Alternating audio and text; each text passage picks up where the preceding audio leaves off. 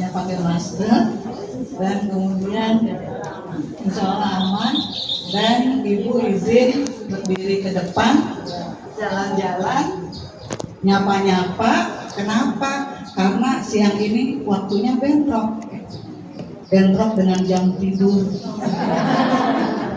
Ya, bentrok dengan jam tidur. Kalau nggak disapa seperti ini, nggak dideketin seperti ini, jangan-jangan bobo cantik. Ya. Anak-anakku semuanya dan ibu-ibu yang mendampingi, ibu-ibu saya kesayangan ini.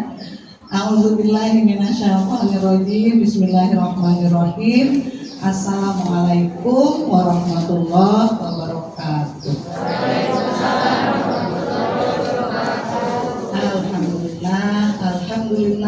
Alhamdulillah, summa alhamdulillah. Alhamdulillah wassalatu wassalamu ala Rasulillah. Asyhadu an la ilaha illallah wa asyhadu anna Muhammadan abduhu wa rasuluhu la nabiyya ba'dah. Anak-anakku semua, ibu-ibu yang mendampingi putra-putranya, alhamdulillah atas seizin Allah, atas kemurahan Allah, kita bisa berkumpul pada siang hari ini. Ibu kita, Ibu Dwi baru menginformasikan kemarin ya Bu, informasikan kemarin lagi nyetir. Nah, alhamdulillah kebaca chat WA-nya dan ternyata Allah memberikan kesempatan luar biasa sehingga kita bisa silaturahim pada kesempatan kali ini. Dan kamu tahu kan semua silaturahim itu beranak tiga. Silaturahim beranak tiga ya Bu. Yang pertama apa? Menambah keberkahan. Yang kedua apa?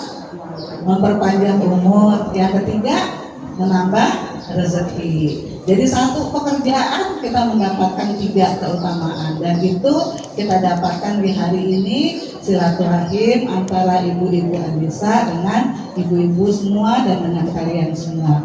Mudah-mudahan ini menjadi satu hal yang sangat kita syukuri. Dengan bersyukur Allah akan tambah nikmatnya kembali ya. Salawat serta salam tentu tidak lupa kita sanjungkan kepada Nabiullah Muhammad Rasulullah Sallallahu Alaihi Wasallam.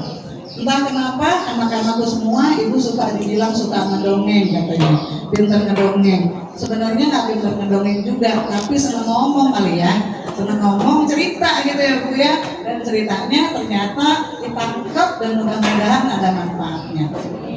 Nah, hari ini kepengen menceritakan dua orang sahabat yang mulia dalam sebuah peristiwa yang luar biasa. Pertama adalah Umar bin Khattab.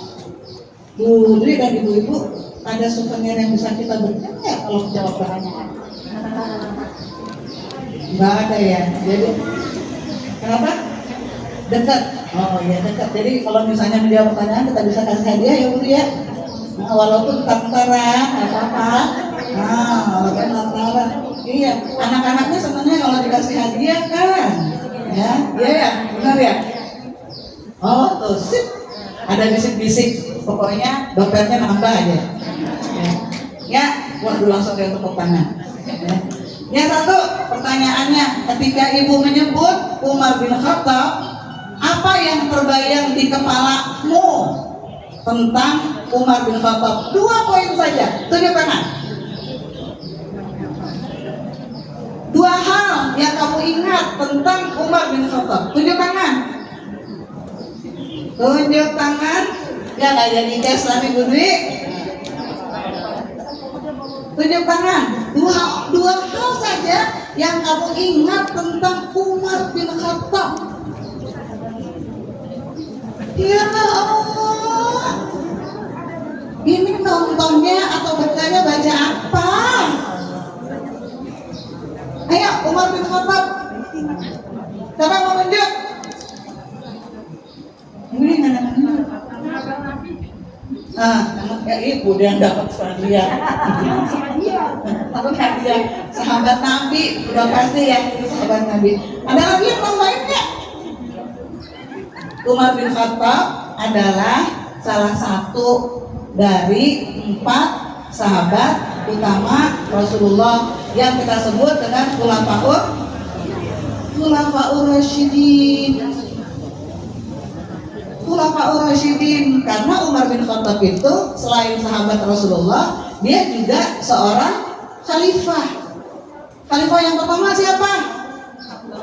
Abu Bakar Siddiq. Yang kedua Umar bin Khattab. Yang ketiga Utsman bin Affan. Yang keempat Ali bin Abi Thalib. Dicolek begitu baru ingat. Ditolak begitu baru ingat ya. Diulang ya. Jadi Khulafaur Rasyidin, Abu Bakar Siddiq, Umar bin Khattab, Utsman bin Affan, Ali bin Abi Thalib, dan yang keempat Abu Bakar Siddiq, Umar bin Khattab, Utsman bin Affan, dan Ali bin Abi Thalib. Ya udah 4 kata ibu barusan. Nah jadi yang mau kita kisahkan ini adalah Umar bin Khattab. 2 hal yang kita ketahui, mau diulang lagi nggak? 2 hal yang kamu ketahui tentang Umar bin Khattab. Silakan tunjuk tangan. Silakan tunjuk tangan. Dengan ibu, aduh, anak-anak. Enak, ayo anak, ayo. Anda bangun, ada tidur. Aduh, malu Bu Im, jarang ketemu, apa kamu pernah ketemu jadi malu ya Bu ya? Jawab loh, ada cash loh, cash. Lumayan buat beli pulsa, buat beli foto mahal ya. Itu ada dulu. Nah ya, satu. Salah satu dari khalifah. Ya. Dan 4 sahabat Nabi dan terkenal dengan keberaniannya. Masya Allah. Diulang atau diulang? Umar bin Khattab dikenal dengan keberaniannya. Dan salah satu khalifah juga 4 sahabat Nabi. Nah, salah satu khalifah dan dia adalah sahabat Nabi. Persis, alhamdulillah. Jadi memang Umar bin Khattab itu sangat dikenal dengan keberaniannya. Bu, ini hadiahnya Bu, kan kita udah janji. Oh gitu langsung. Janji langsung. Allah, berkat Allah. Ayo, semangat. Ya, nah jadi terkenal karena keberaniannya. Sampai salah satu keberaniannya itu adalah ketika hijrah. Hijrah tahu kan hijrah? Hijrah itu adalah pindahnya sahabat di zaman Rasulullah dari Mekah ke Madinah. Jadi kalau orang-orang pada saat itu pada hijrah itu ngumpat-ngumpat. Tapi kalau Umar bin Khattab tidak. Ketika mau hijrah dia bilang, siapa yang anaknya mau jadi yatim? Siapa yang istrinya mau jadi janda? Dia bilang, kenapa emang? Tungguin saya mau hijrah. Dan nggak ada yang ganggu. Nah salah satu ceritanya lagi, Umar bin Khattab itu diajarkan sama bapaknya, diajarkan sama ayahnya, kalau menunggang kuda itu ya, anak-anak semua, menunggang kuda itu, kalau kita kan nunggang kuda, kudanya dipegangin. Bahkan kalau menunggang kuda di puncak, kudanya dipendekin, dituntun lagi. Nah Umar bin Khattab itu, bapaknya mengajarkan apa? Umar kecil, dia harus naik ke punggung kuda itu saat pantat kuda itu ditepak. Jadi kuda itu ditepak, kuda itu kemudian meringkik itu kan naik itu tuh. Pada saat itulah dia harus naik ke punggung kuda. Nah jadi dari kecil memang sifat satrianya Umar bin Khattab itu memang sudah ditumbuhkan oleh ayahnya. Nah jadi kayak begitu Umar bin Khattab. Jadi betul tuh dari adik yang di sana. Salah satu sifat khas Umar bin Khattab dengan keberaniannya. Kalau kita ketemu setan, siapa yang kabur? Kalau kita ketemu setan, siapa yang kabur? Kita yang kabur. Kalau Umar bin Khattab ketemu setan, setannya yang kabur. Nah itu kerennya ya. Nah jadi yang pertama adalah dalam sebuah kisah, yang pertama di dalamnya ada sahabat utama Umar bin Khattab. Yang kedua, sahabat yang kedua ini yang ibu ceritakan bersama Umar bin Khattab adalah Salman Al-Farisi. Siapa yang pernah mendengar kata-kata Salman? Jadi nggak usah Salman itu siapa ya, nggak usah dipikirin. Salman. Kalau kamu mendengar kata-kata Salman, yang terbayang di benak kamu tuh apa ya?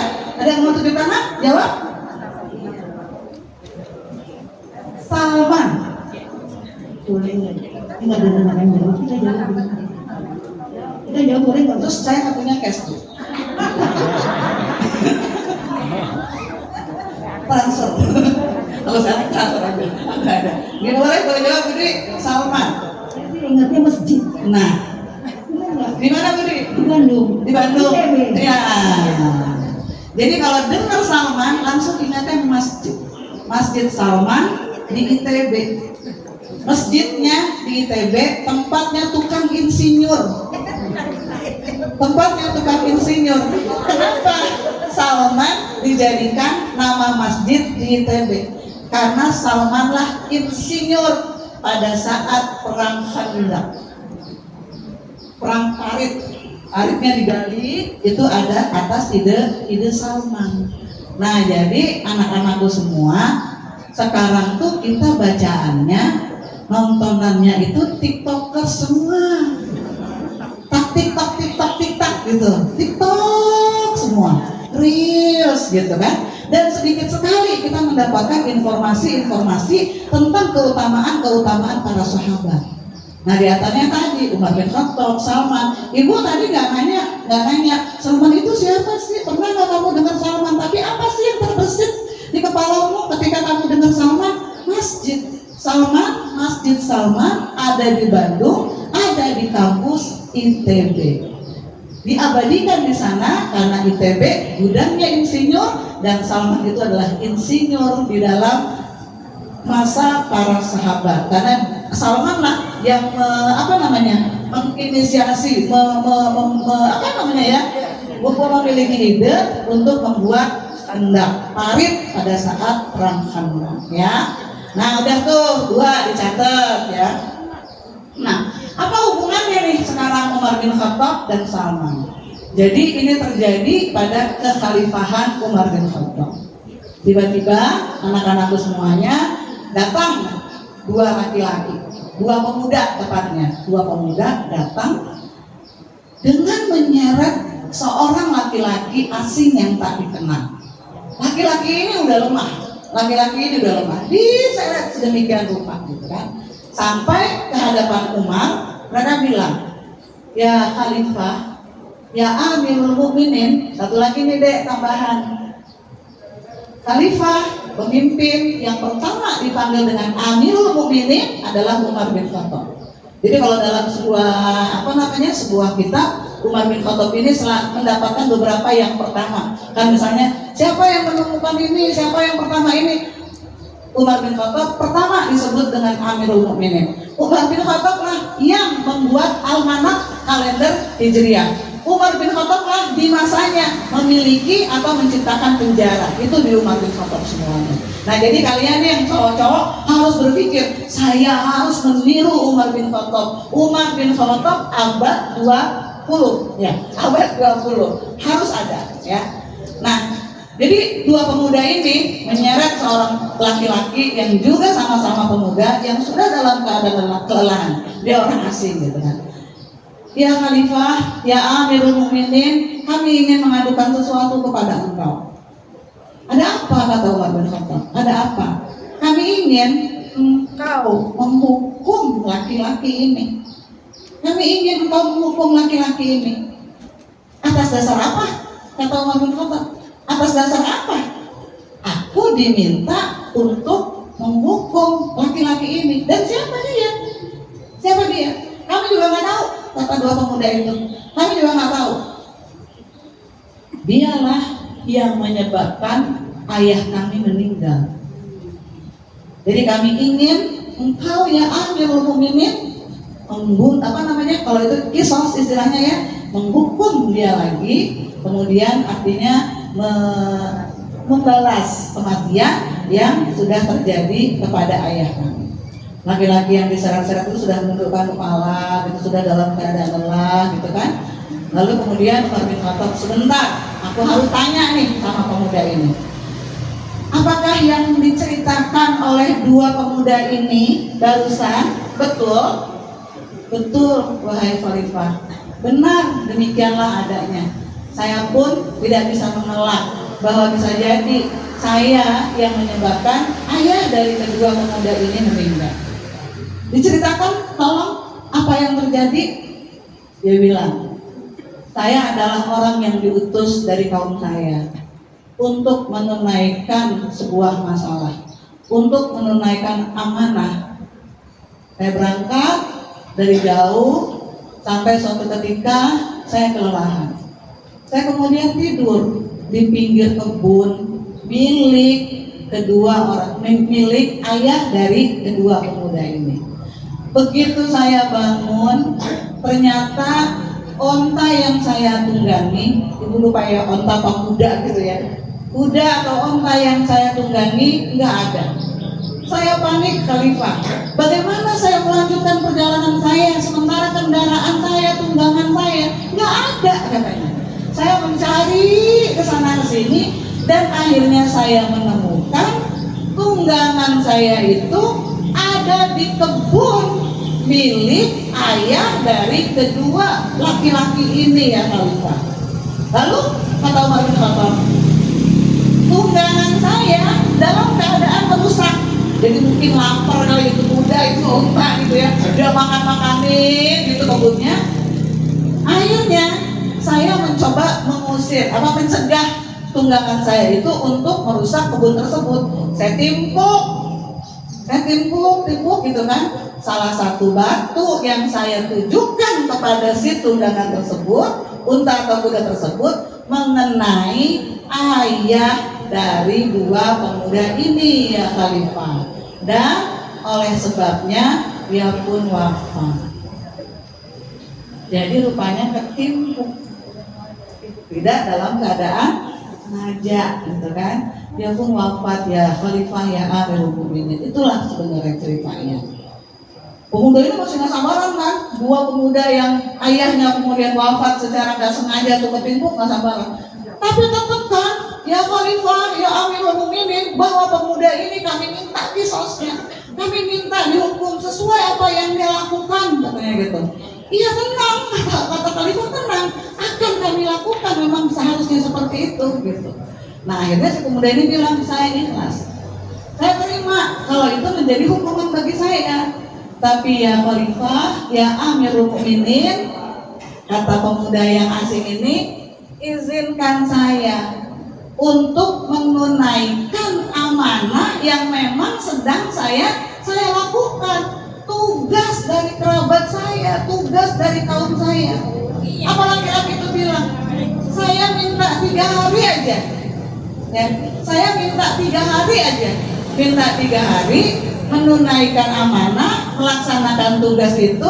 Dan apa dia bilang, habis 3 hari saya selesaikan urusan itu, saya akan balik lagi, saya akan balik lagi menerima hukuman mati tersebut.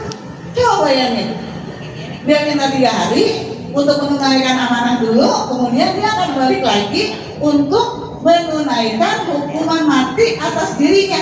Kalau gini hari ada orang janji kayak gitu, kita bisa percaya apa enggak? Ibu enggak benar, enggak ada bisa percaya.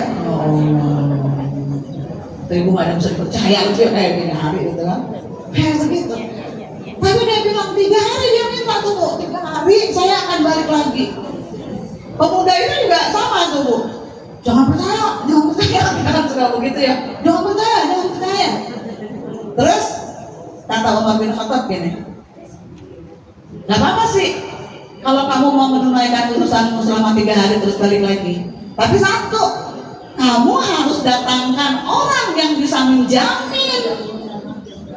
Kamu harus mendatangkan orang yang bisa menjamin. Sekiranya kamu tidak datang setelah 3 hari, maka orang tersebutlah yang akan menjadi gantinya. Ayo, berani nggak? Nggak berani Bu.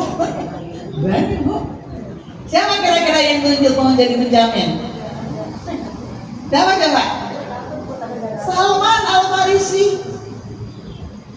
Kata Salman, ya Khalifah, ya Amirul Mukminin, saya siap untuk menjadikan jaminan diri saya bagi pemuda ini. Umar langsung kaget. Salman, udah kan Salman. Naam ya Khalifah, saya siap.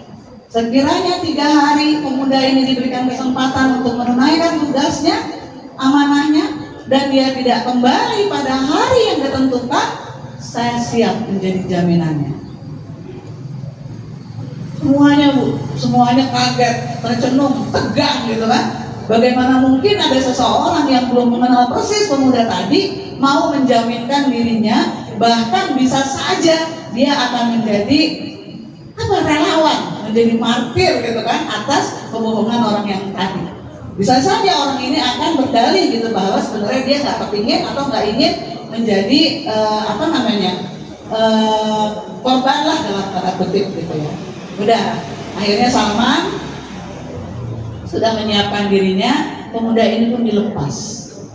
Pemuda ini dilepas, dia jalan, diambil lagi tunggangannya, dia jalan terus sehari nggak ada kabar. Kalau sekarang tuh bolak-balik pasti chat WA dibuka lagi. Ada gitu kan. Ditelepon nggak bisa ditelepon pada saat itu kan ya. 2 hari berlalu nggak ada. 2 hari nggak ada juga. Hari ketiga nggak nongol juga. Hari ketiga nggak nongol juga. Panggung untuk kisos, untuk hukum mati sudah disiapkan. Waktunya sudah ditetapkan. Akhirnya Salman naik, dia berdiri. Ya Khalifah, tunaikanlah kalau memang saatnya tiba. Yang lain bilang tunggu sebentar lagi, tunggu sebentar lagi gitu. Ditunggu sebentar lagi, enggak juga. Sampai pada saatnya siap, terlihat dari jauh gitu ada orang yang jatuh bangun gitu kan. Terasa banget kalau dia berat menapaki perjalanan. Kita tunggu siapa orang yang datang ke sini dalam keadaan tertatih-tatih, jatuh bangun. Ternyata siapa? Orang yang jatuh bangun datang menuju tempat hukuman mati adalah orang tadi, laki-laki yang tidak sengaja membunuh ayah si pemuda tadi. Sampai depan dia langsung start pingsan, jatuh. Ya Amirul Mukminin, aku menepati janjiku. Ya Amirul Mukminin, aku menepati janjiku. Semua kaget. Umar bin Khattab menarik nafas lega. Kenapa? Salman lepas dari jaminan. Dalam keadaan masih payah, akhirnya pemuda itu diangkat perlahan-lahan, kemudian ditanya oleh Umar bin Khattab, wahai fulan, kamu sebenarnya bisa nggak datang? Paham maksudnya ya? Kamu sebenarnya bisa nggak datang? Kamu sebenarnya bisa lari, bersembunyi dan tidak perlu datang ke tempat ini, dan itu kamu selamat. Lalu apa yang menyebabkan kamu datang ke sini memenuhi janjimu, padahal itu bisa kamu batalkan artinya dan kamu selamat. Ini satu kata-kata yang luar biasa anak-anak semua. Kata pemuda itu gini, ya Amirul Mukminin, kenapa aku datang memenuhi janjiku? Agar tidak pernah ada orang mengatakan kepada orang Islam itu tidak bisa dipercaya. Laki-laki.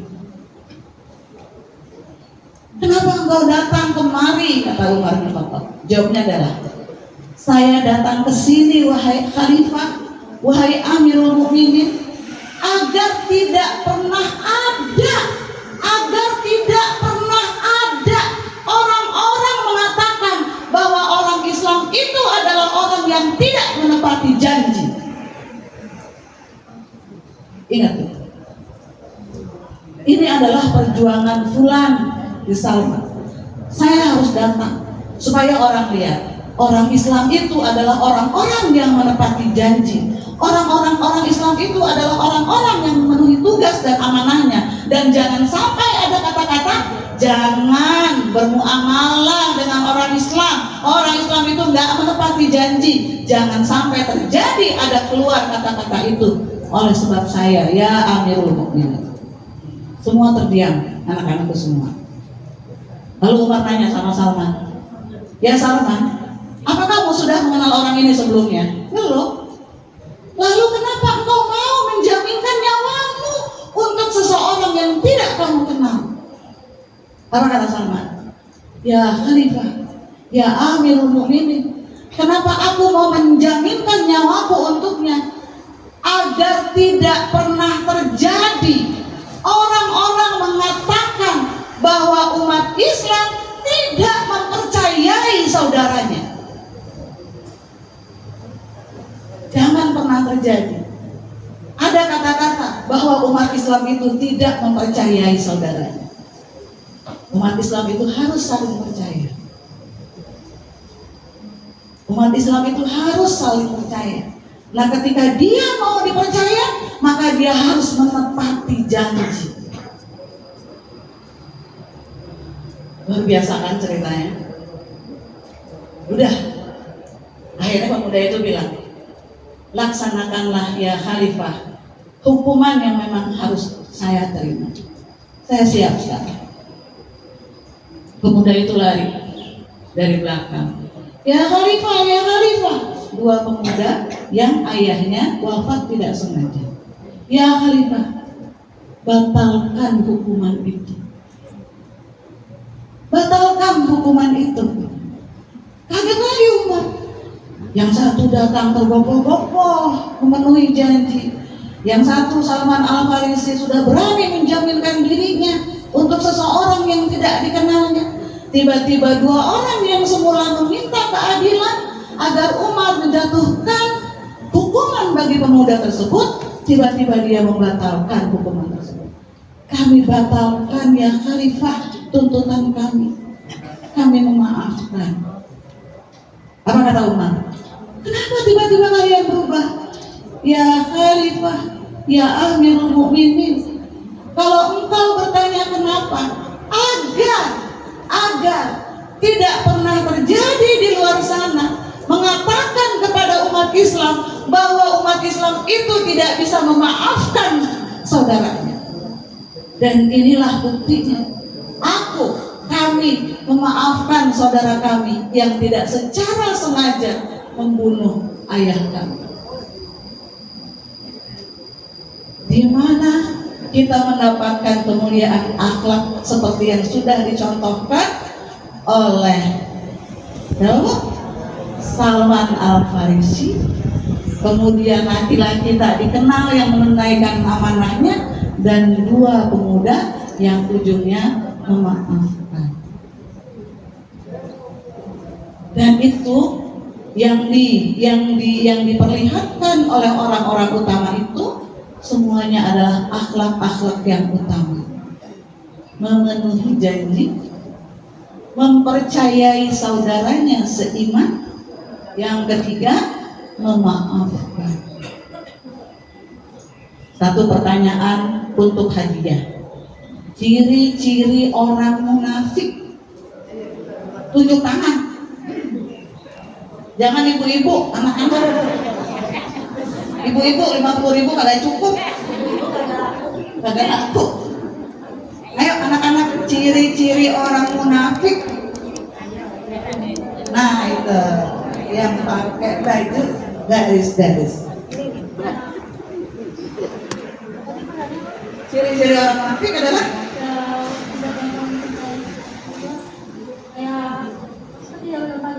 satu, terus satu, oke, gak apa-apa, satu lagi, ada yang menambahkan. Baru satu tuh yang naik, dua.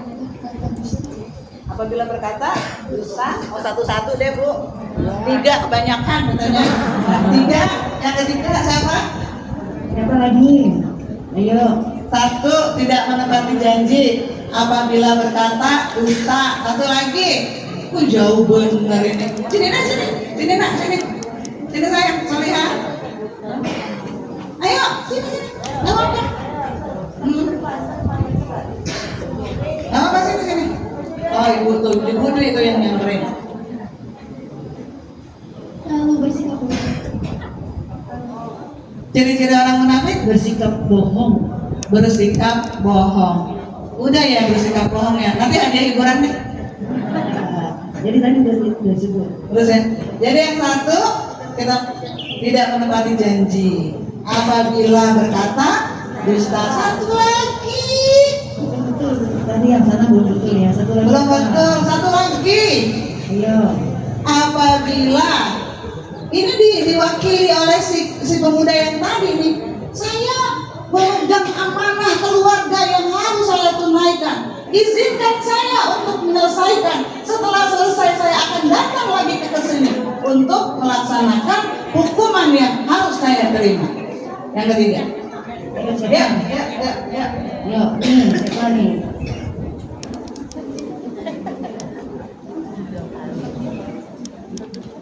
tidak mentaati janji. Udin. Udah, sudah. Ya. Iya, apabila diberi amanah berkhianat. Yang menangis siapa nih Bu? Ya, Yang menangis siapa? Ada tiga. oh 3 nih, 1, 2, 3 nih. Aduh, alhamdulillah. Nanti kamu pulang lewat mana nak? Ibu ikut. Alhamdulillah. Berani yang lain ayo. Nah, jadi cerita yang tadi bertolak belakang. Kita harus seperti itu. Kita harus menghindari sebisa-bisanya dari sifat atau ciri-ciri orang munafik. Apabila dia berkata, dia dusta. Apabila dia berjanji, dia ingkar. Apabila dia diberi amanah, dia berkhianat. Ya. Nah, yang kita lihat apa yang dipesankan oleh riwayat tadi, kata si fulan, aku datang kembali memenuhi janji agar tidak pernah ada orang mengatakan orang Islam itu tidak memenuhi janji. Terus kata Salman, aku berani menjaminkan nyawaku untuk orang yang tidak dikenal agar jangan sampai terjadi orang mengatakan orang Islam tidak mempercayai saudaranya. Terus kata yang pemuda tadi, kenapa kami memaafkan agar jangan sampai terjadi orang mengatakan orang Islam itu sulit atau tidak mau memaafkan saudaranya. Nah, jadi anak-anakku semuanya yang suka TikTok, coba ceritakan cerita itu di TikTok supaya menjadi inspirasi bagi pemuda-pemuda Islam. Dan ketika cerita ini kemudian menjadi inspirasi dan kemudian diikuti, apa kata Rasulullah? Kalau kamu menyeru kepada kebaikan, kalau kamu mengajak orang kepada kebaikan, orang tersebut mengikuti kebaikan yang kau ajak, maka engkau mendapatkan pahala sebesar orang yang mengikutimu tanpa menguranginya. Gitu. Nah, jadi anak-anakku semua, pesan ibu adalah kamu aktif di media sosial, jangan cuma sekedar menikmati, apalagi kemudian ikut-ikutan membuat konten-konten yang menginfluence orang menjadi tidak baik. Ketika kita membuat konten yang menginfluence orang menjadi tidak baik, apa yang terjadi? Itu yang disebut dengan dosa jariah. Kita nggak bermaksud ngajak orang ikutin, tapi ternyata orang ngikutin kesalahan atau keburukan yang ada dalam konten tersebut. Dan ketika orang yang membuat konten itu sudah meninggal, wafat, masih ada orang yang ngikutin, maka dosa-dosa orang yang ngikutin ini terus mengalir pada orang yang membuat konten tersebut. Nah, tapi kalau kamu membuat konten-konten positif, menginfluence orang agar kemudian orang-orang juga menjadi positif, baik-baik semuanya, orang ikut, kita semua nggak ada, kita semua sudah diwafatkan oleh Allah, tapi kebaikan-kebaikan itu terus dilakukan oleh orang, maka sekalipun kita tidak melakukannya lagi, pahala itu akan mengalir kepada kita. Nah, jadi Nih, itu yang bisa Ibu sampaikan. Mudah-mudahan kita semua bisa menginspirasi orang lain untuk kebaikan. Mudah-mudahan kita bisa influence orang untuk melakukan berbagai kebaikan. Demikian pada siang hari ini. Mohon maaf lahir batin. Wassalamualaikum warahmatullahi wabarakatuh.